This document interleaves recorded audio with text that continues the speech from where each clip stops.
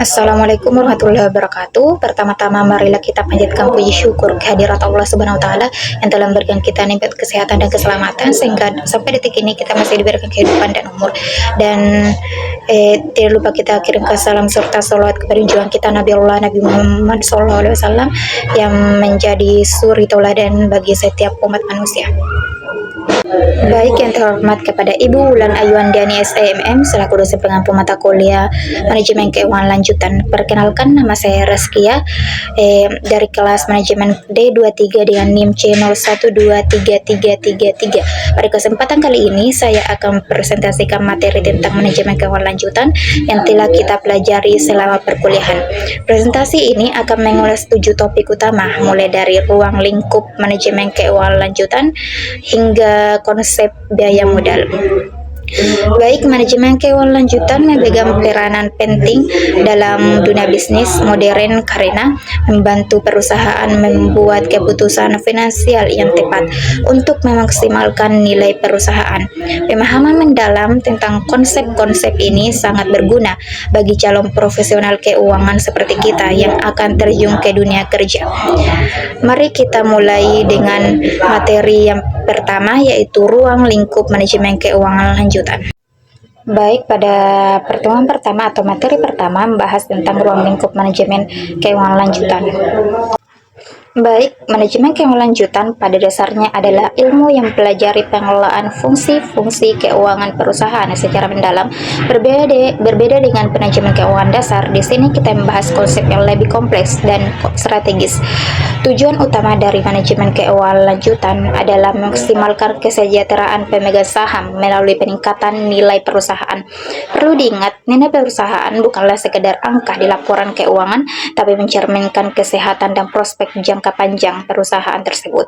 Ada 3 fungsi utama dalam manajemen keuangan kelanjutan yang saling terkait satu sama lain. Yang pertama ada keputusan investasi. Ini meliputi bagaimana perusahaan memilih proyek atau aset untuk diinvestasikan. Misalnya sebuah perusahaan manufaktur memutuskan untuk berinvestasi dalam teknologi produksi baru atau ekspansi pabrik. Kedua yaitu keputusan pendanaan. Ini berkaitan dengan bagaimana perusahaan memperoleh dana entah melalui utang, penerbitan saham atau laba ditahan. Seperti halnya PT Astra Internasional yang menerbitkan obligasi untuk mendanai ekspansi bisnisnya. Ketiga ada kebijakan dividen. Ini menyangkut keputusan berapa banyak laba yang dibagikan kepada pemegang saham dan berapa yang diinvestasikan kembali. Misalnya Bank BCA terkenal dengan kebijakan dividennya yang konsisten membayarkan sekitar 20-30% dari labanya sebagai dividen. Ketiga fungsi ini harus dijalankan secara optimal untuk mencapai tujuan utama manajemen keuangan. Materi kedua ada konsep risk and return dan model penilaian. Sekarang kita beralih ke konsep mendasar dalam investasi, yaitu risiko dan return, serta model penilaian investasi. Risk and return adalah 2 sisi mata uang yang tidak terpisahkan dalam dunia investasi. Risiko merupakan ketidakpastian hasil yang diharapkan dari sebuah investasi yang biasanya diukur dengan standar deviasi. Sedangkan return adalah imbal hasil yang diperoleh dari investasi yang terdiri dari yield seperti dividen atau bunga, ditambah capital gain atau loss atau perubahan harga. Prinsip dasar dalam investasi adalah high risk, high return. Semakin tinggi risiko, semakin tinggi pula potensi imbal hasilnya. Misalnya investasi di saham teknologi startup memiliki risiko lebih tinggi dibandingkan deposito bank, tapi juga menawarkan potensi return yang jauh lebih besar. Untuk model penilaian ada 2 model utama yang sering digunakan. Pertama, CAPM atau Capital Asset Pricing Model dengan rumus sebagai berikut, di mana ER adalah return yang diharapkan, RF adalah tingkat bebas risiko seperti SBI atau obligasi pemerintah, beta mengukur sensitivitas return investasi terhadap pasar, ERM adalah return pasar yang diharapkan, ERM kurang RF adalah premi risiko pasar. Contoh aplikasinya, jika saham PT Unilever memiliki beta 0,8, suku bunga bebas risiko 5%, dan return pasar yang diharapkan 12%, maka return yang diharapkan adalah ER sama dengan 5% ditambah 0,8 dalam kurun 12% dikurangi 5%, hasil akhirnya adalah 10,6%. Kedua, APT atau Arbitrage Pricing Theory yang merupakan model alternatif dengan beberapa faktor risiko sistematis, tidak hanya beta seperti CAPM. Model ini mengakomodasi berbagai macam faktor ekonomi seperti inflasi, pertumbuhan ekonomi, dan suku bunga. Pemahaman tentang risk and return dan model penilaian sangat penting bagi manajer keuangan dalam membuat keputusan investasi yang optimal. Selanjutnya materi ketiga membahas tentang konsep risiko saham dan berbagai jenis saham. Risiko saham dapat dibagi menjadi dua kategori utama, risiko sistematis dan risiko tidak sistematis.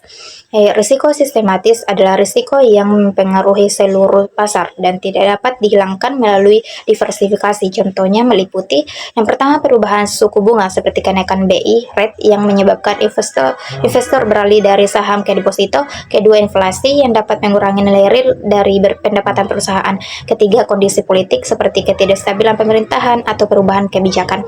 Sedangkan risiko tidak sistematis adalah risiko yang spesifik terhadap perubahan atau industri tertentu dan dapat dikurangi melalui diversifikasi. Contohnya meliputi pertama, manajemen perusahaan seperti pergantian CEO atau skandal korupsi. Dua, risiko bisnis seperti munculnya pesaing baru atau teknologi yang mengganggu.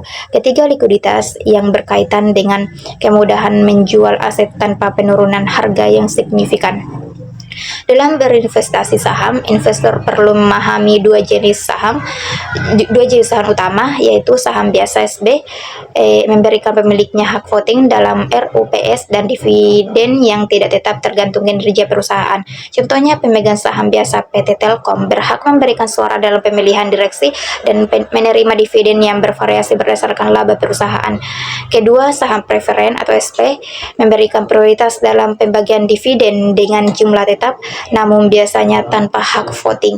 Misalnya, pemegang saham preferen Bank BRI mungkin menerima dividen tetap 8% per tahun, terlepas dari fluktuasi laba perusahaan. Dengan memahami berbagai jenis risiko dan karakteristik saham, investor dapat membuat keputusan investasi yang lebih baik sesuai dengan profil risiko mereka. Selanjutnya, materi keempat membahas tentang proses penilaian saham. Pada bagian ini kita akan membahas 3 metode utama dalam penilaian saham. Yang pertama ada dividen diskon model atau DDM dengan rumus dasar P0 sama dengan D1 bagi K kurang G, di mana PO adalah nilai intrinsik saham saat ini, D1 adalah dividen yang diharapkan tahun depan, K adalah tingkat pengembalian yang diharapkan, G adalah tingkat pertumbuhan dividen yang konstan. Misalnya, jika PT Bank BCA diperkirakan membayar dividen sebesar 500 per lembar tahun depan, tingkat pengembalian yang diharapkan adalah 12% dan pertumbuhan dividen diperkirakan 18% per tahun, maka nilai intrinsik saham adalah P0 sama dengan 500 dibagi 0,12 dikurang 0,8, maka hasilnya ada 12.500. Kedua ada price earning ratio atau PER dengan rumus PER dibagi P0 dibagi EPS, di mana PO adalah harga saham saat ini, EPS adalah laba per lembar saham. PER menunjukkan berapa banyak investor bersedia membayar untuk setiap rupiah laba perusahaan. Contoh, jika harga saham PT Indofood adalah 8.000 dan EPS-nya 500, maka PER-nya adalah 16, yang berarti investor bersedia membayar 16 kali lipat dari laba per saham. Ketiga ada price to book value atau PBV dengan rumus PBV sama dengan P0 dibagi BVS, di mana P0 adalah harga saham saat ini, BVS adalah nilai buku per saham. PBV membandingkan harga pasar saham dengan nilai bukunya. PBV lebih dari 1 menunjukkan bahwa pasar menilai perusahaan lebih tinggi dari nilai bukunya. Misalnya, jika harga saham PT Unilever adalah 45.000 dan nilai buku per sahamnya 15.000, maka PBV-nya adalah 3 yang menunjukkan pasar menilai saham ini 3 kali lipat dari nilai bukunya.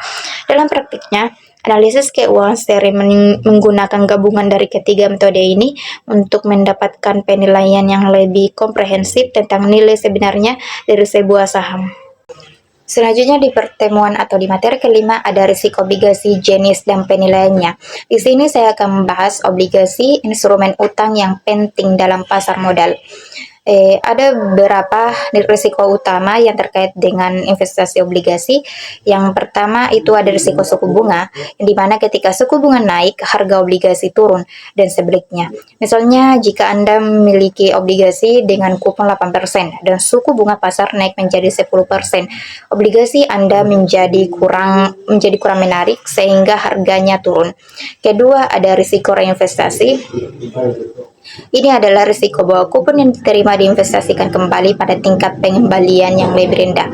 Misalnya jika Anda membeli obligasi dengan kupon 10%, tetapi saat kupon dibayarkan, suku bunga telah turun menjadi 7%. Anda harus menginvestasikan kembali pada tingkat yang lebih rendah. Ketiga, ada risiko kredit atau default. Risiko bahwa penerbit gagal membayar bunga atau pokok pinjaman. Contohnya adalah kasus gagal bayar obligasi Bakri Group pada tahun 2010. Keempat, ada risiko inflasi, di mana risiko penurunan daya beli pembayaran obligasi karena inflasi. Jika inflasi 5% per tahun, tapi kupon obligasi hanya 4%, nilai real investasi Anda sebenarnya menurun. Berdasarkan penerbitnya, obligasi dapat dibagi menjadi beberapa, yaitu pertama obligasi pemerintah yang dijamin negara dan bebas risiko kredit seperti surat utang negara atau SUN, atau obligasi retail Indonesia atau ORI. Yang kedua adalah obligasi korporasi yang diterbitkan perusahaan dengan risiko lebih tinggi, tapi juga yield lebih tinggi, seperti obligasi Indofood atau Telkom. Ketiga, obligasi konversi yang dapat ditukar dengan saham pada kondisi tertentu, memberikan fleksibilitas kepada investor. Untuk menilai obligasi, kita bisa menggunakan rumus nilai obligasi seperti berikut. Dan di mana CT adalah pembayaran kupon pada periode T, R adalah yield to maturity, F adalah nilai normal obligasi, N adalah waktu jatuh tempo. Contoh sederhana, obligasi dengan nilai nominal 10 juta, kupon 8% per tahun, dibayar tahunan, jatuh tempo 3 tahun, dan yield to maturity 10%. Maka nilai obligasinya seperti ini.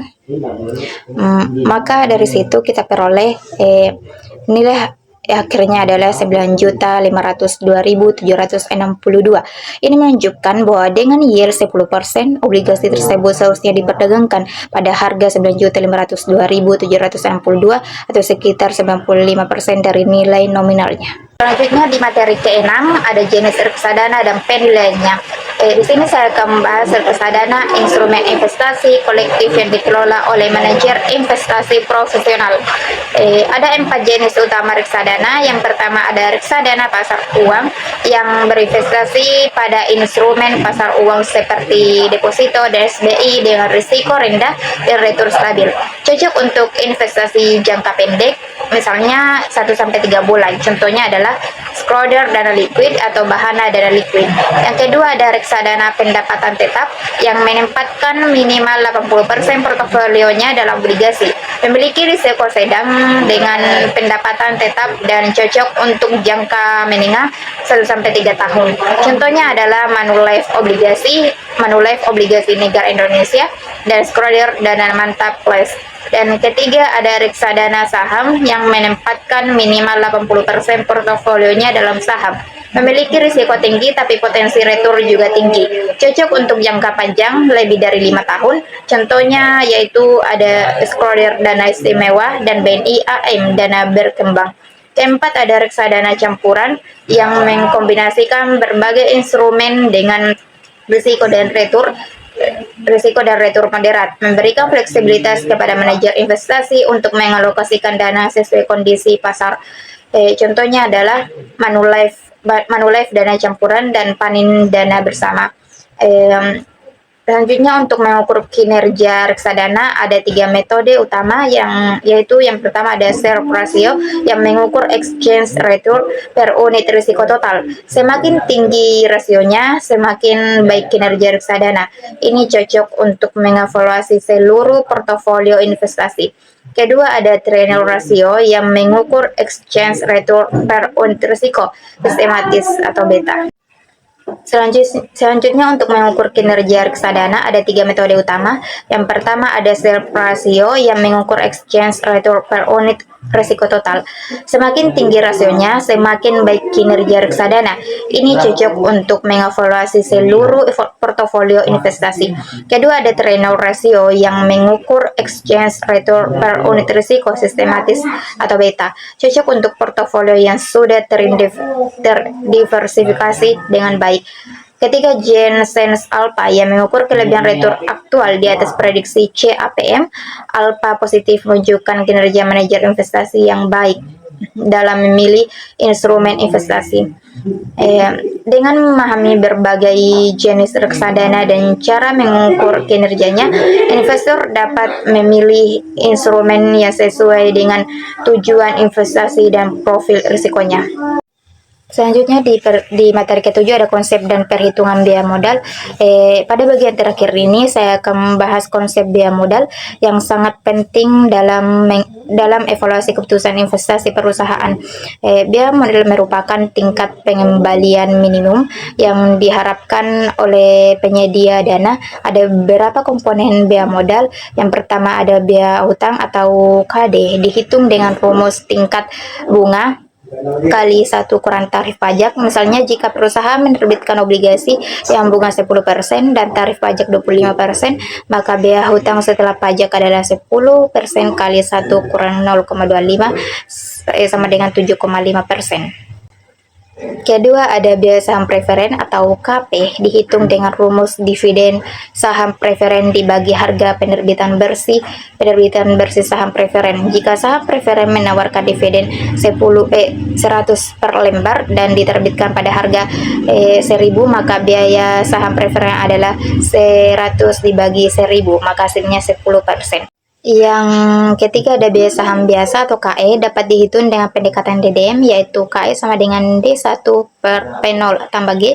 Jika dividen yang diharapkan tahun depan adalah 200, harga saham saat ini 2000 dan tingkat pertumbuhan dividen diperkirakan 6%, maka biaya saham biasa adalah seperti ini. Maka hasil akhirnya adalah 16%. Selanjutnya, keempat yaitu biaya laba ditahan atau KR, sama dengan biaya saham biasa atau KE, karena laba ditahan sebenarnya adalah milik pemegang saham yang diinvestasikan kembali ke perusahaan.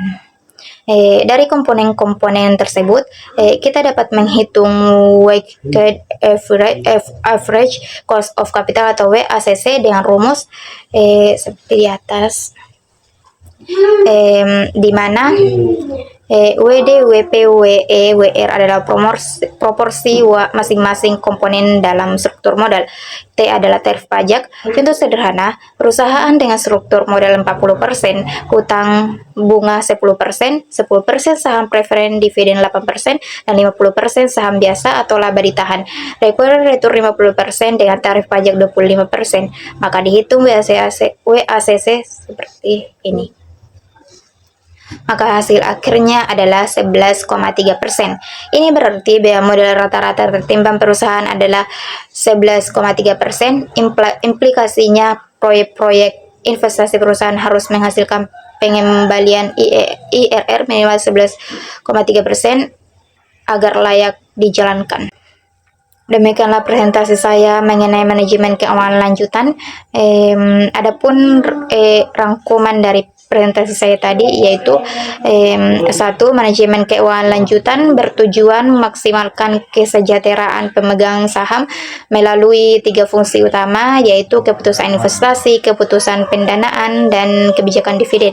Kedua, ada konsep risk and return yang merupakan dasar dalam pengambilan keputusan investasi dengan prinsip high risk high return. Ketiga, yaitu dalam berinvestasi saham kita perlu memahami risiko sistematis dan tidak sistematis serta karakteristik saham biasa dan saham preferen. Keempat, yaitu penilaian saham dapat dilakukan dengan berbagai metode seperti DDM, PR, dan PBV.